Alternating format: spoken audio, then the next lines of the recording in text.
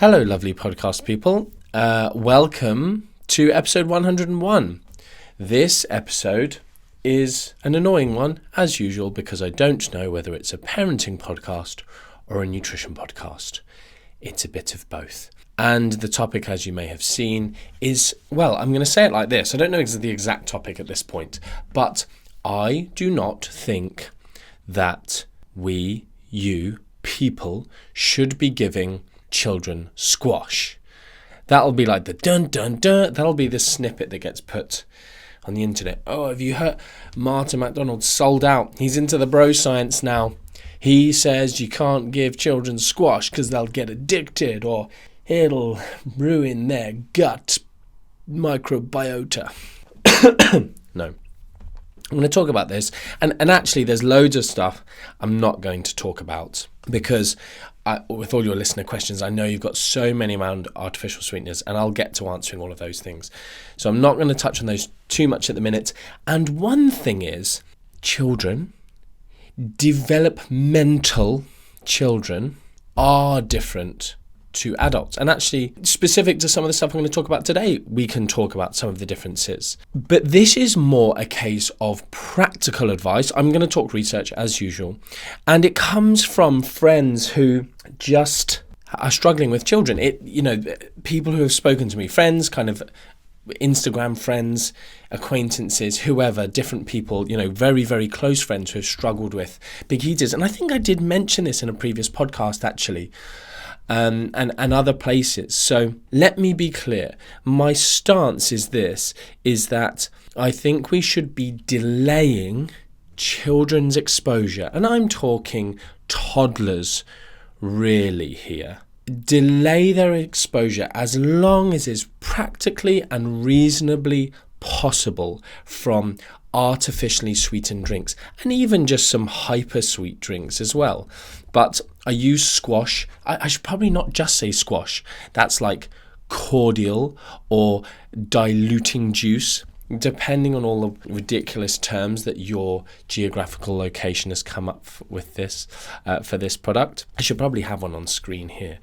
But that's my stance. And this is moving away from this idea of, although children's eating from meal to meal can be very erratic, their calorie intake can be quite erratic, their 24-hour energy intake is fairly well regulated, all being well. And that's one reason I'm not talking about, I think, another point that I've mentioned before is milk.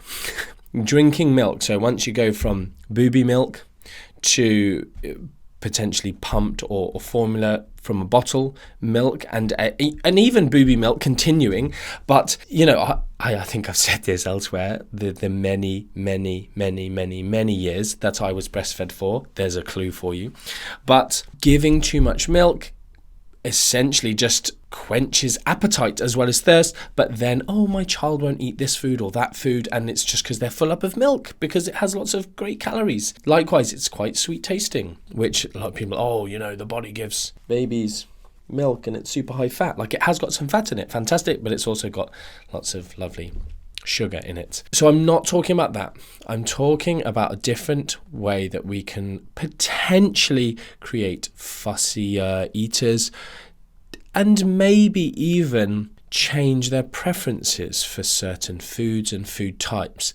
Now, again, I'm not going to be talking about, there's so many falsehoods and misinformation in this area, and we just don't know. There is a lack of research in children.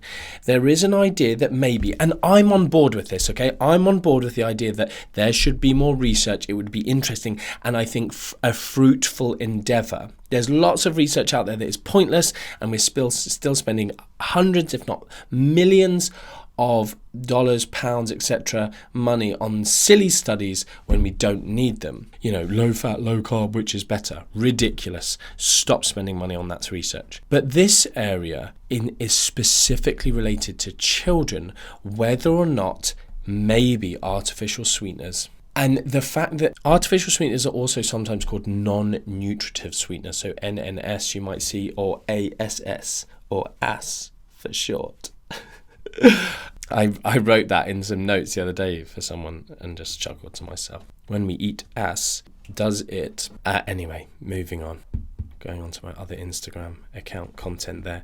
So non-nutritive sweeteners is the fact that we are giving that sweetness, which stimulates those sweetness receptors in our body, but without the caloric load. Are we dissociating sweetness from energy? And in doing so, are we creating this like a disruption between calories and sweetness? And we have these sweet tastes in the mouth, but also throughout the gut as well. So is that then stopping us from appropriate signaling with appetite, food preference, food intake, these kind of things? So that's an interesting discussion that we should continue, but we just don't know currently. So people who tell you we do, they are lying. But yes, going back to this topic, the thing I'll say up front is, in children that are super young, toddlers, they don't know. Again, even with regards to very energy dense, highly ultra processed foods, junk food, they don't know these things exist. So we don't need to just keep offering them. They don't know they exist. We can just feed them stuff. We have good control. Once they get older, unfortunately, we have to be pragmatic in our approach.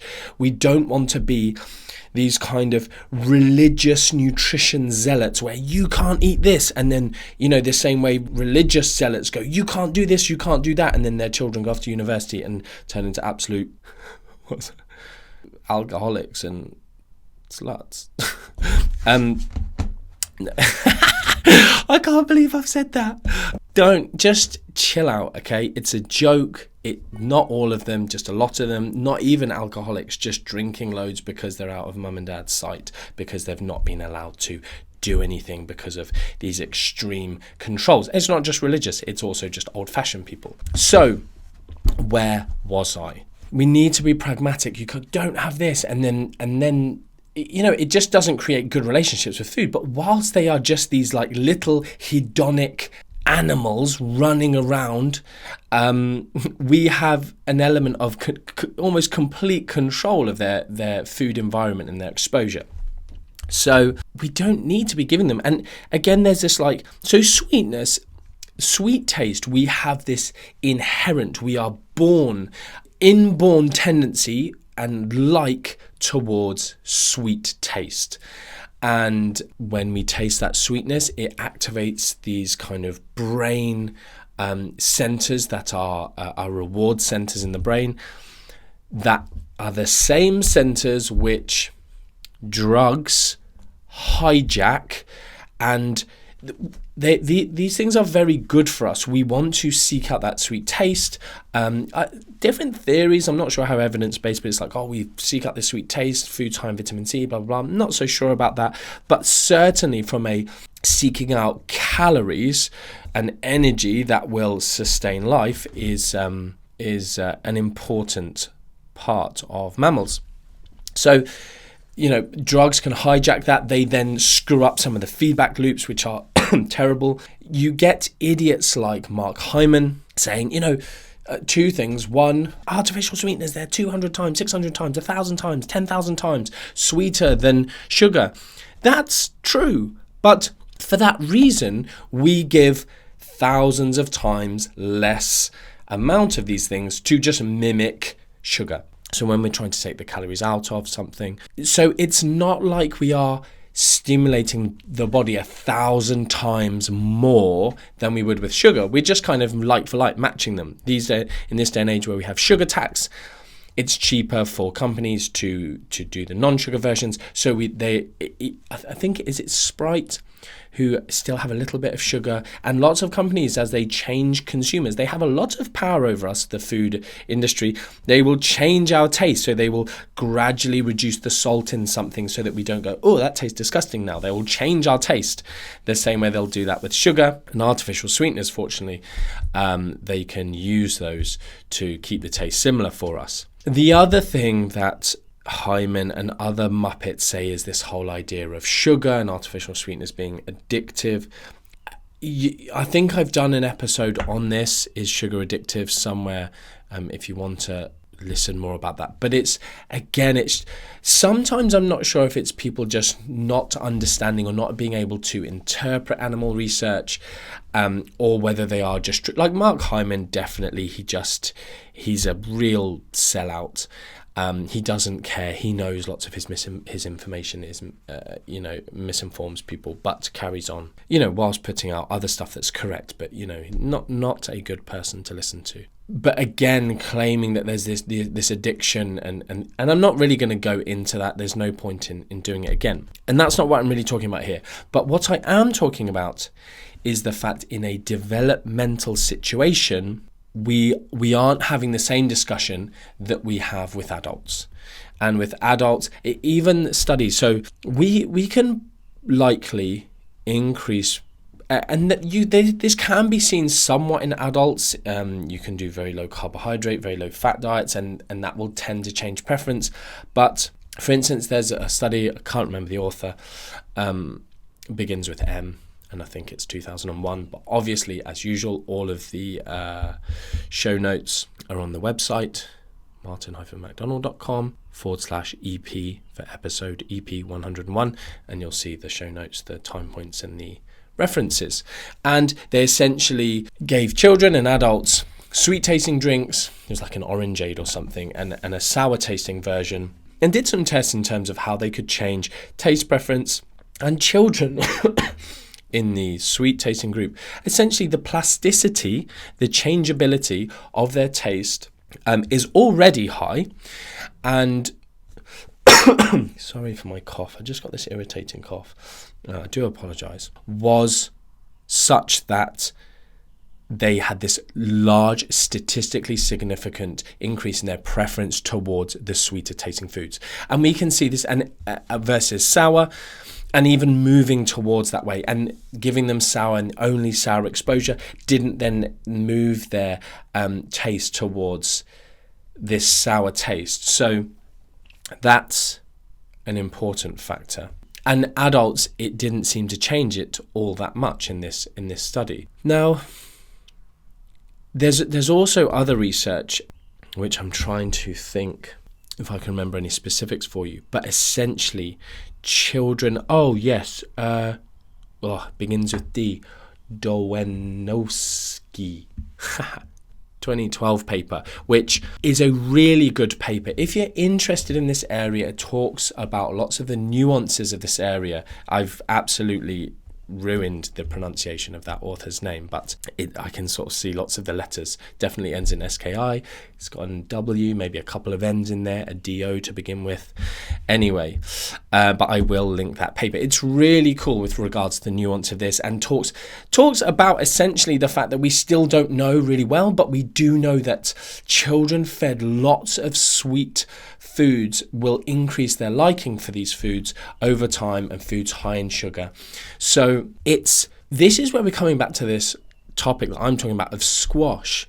And very pragmatically and practically, I have seen parents giving children sweet drinks between meals and with meals, and then the children really struggling to want the more savory, the umami type tastes. And it really stands to reason that I've got this thing that tastes like the blood of unicorns. I don't know if the blood of unicorns tastes nice, but like unicorn juice. Again, that sounds weird.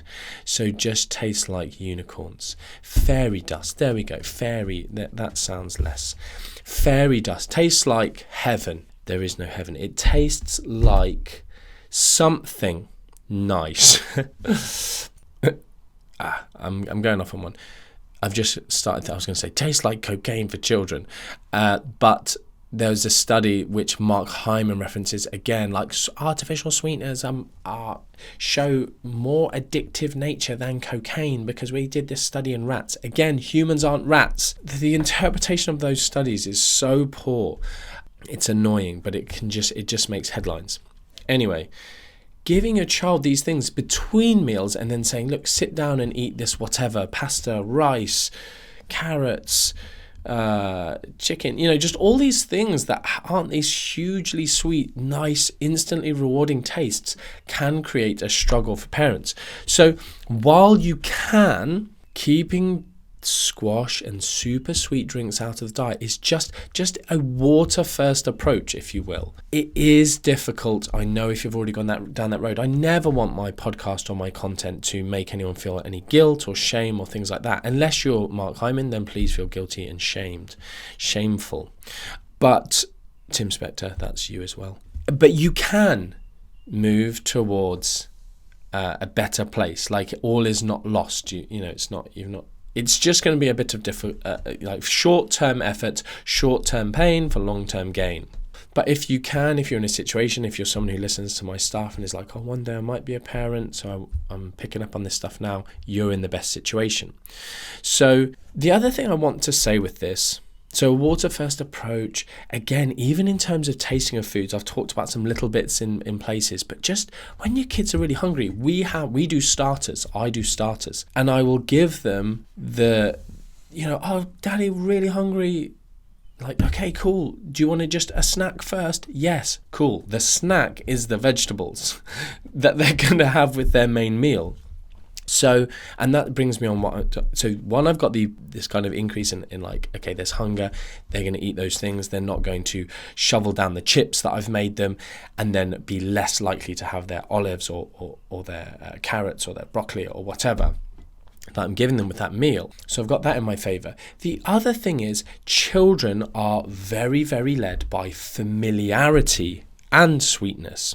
So familiarity is a big driver with regards to food preference in children. And I actually did look for a study that I was thinking of just before I started recording. I couldn't find it, but I'll try and find it. But either way, kind of it's well accepted. I can find your reference on the familiarity stuff. But you can use these two things in conjunction very well: sweetness and familiarity, the plasticity of their taste and the exposure method. So essentially what we're doing is combining foods that they like the taste of. And when kids get a little bit older, you don't want to be giving salt to little children, babies and very small toddlers, but a teeny bit of salt as they're, mine are now 6 and 8, whatever. A little bit of salt on broccoli or cabbage or whatever makes it taste loads better. A little bit of butter, a little bit of barbecue sauce that they tend to have maybe with their chicken or their chips or something like that, can make those more bland foods taste much nicer. Now, I should probably do some stuff on baby-led weaning at some point, or even do a guest expert podcast on someone who's really good at the baby-led weaning. The whole, messy play with food, feeling food, smashing in their face, but really getting to know food can be really helpful, again, with regards to textures and familiarity. But even with older kids, if you haven't managed to do that, it then becomes this situation of, oh, okay, broccoli, I'm used to that, I'm used to seeing that, and then there's less barbecue sauce about, or all these different things. It just becomes a much more familiar experience for them, seeing those foods, eating those foods, they understand those foods. So you can use those two things. I will also say there's this really weird study where essentially they gave pregnant mothers, carrot juice, loads of carrot juice, not loads and loads and loads, but just like daily carrot juice whilst they were pregnant, and then basically tested the taste preference during early weaning, and I think whilst they were breastfeeding they continued having the carrot juice, and they then did these taste tests towards the child's preference for carrots once they started to wean onto solid foods, and found these statistical significances with regards to the acceptance of babies with carrots, who in the group that had the carrot juice and those who hadn't. So again, it's just the methods of that study, if you are interested, again, I will link and will reference that study. It's super interesting. So there is also just this other thing, it just popped into my head, and it's like, what you eat as a mother can have this impact. So if there's ever a reason for us to be even better with our diets, with Orly, actually we made the decision wouldn't have any of these artificial sweeteners or anything like that in terms of the super sweet taste during that time. this phenomenal diet, and she is the most, one of her first foods. When she was 10 months and starting to walk, I would cut up olives and hold them in my hand and then go, do you want an olive? And that was enough she liked olives that much, it was enough motivation for her to walk, and she took her first steps. Very funny. So there's these things that will probably never elucidate the exact mechanisms or be able to get great studies done on them, but there's these bits and bobs that we can do. And certainly the sweet taste is obviously this huge driver for behavior. There's this big discussion like, is sugar addictive? No, it's not. It's ridiculous. But can it be slightly habit forming? Can it create this response and this feeling and stimulate these reward centers? Yes, it certainly can. And therefore we can do our best with regards to something that's mimicking those with the artificial sweeteners to maybe keep them out of the children's diet, as long as I said is reasonably and practically possible. I think that's most of what I wanted to say. I hope it's been helpful. I will obviously do social media posts on this if you want to ask questions. I think on Spotify now there is like a question part that you can ask questions on, that I can maybe respond. It's not great because I don't think I can actually respond on Spotify, but any feedback you want to leave. But obviously the ratings, if you just hit the 5-star, if you think it's 5-star, if you don't, just don't bother. No, I'm joking. Do what you want. Yeah, I hope that was helpful. I hope it's provided some insight. I hope those of you who want to geek out this, I'll stick all the references down for you. And in future, I will go and then start discussing all of this stuff on are they impacting the gut? Are they causing a release of insulin? Whenever I hear that, I'm just like, from people trying to be clever. Oh, artificial sweeteners, when you have artificial sweeteners, they cause this insulin release. Yes, of course they do. That would be a real bad place if they actually did that.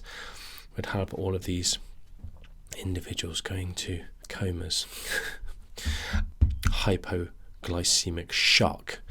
So I think that's it. I hope you've enjoyed it. Until next time, much love.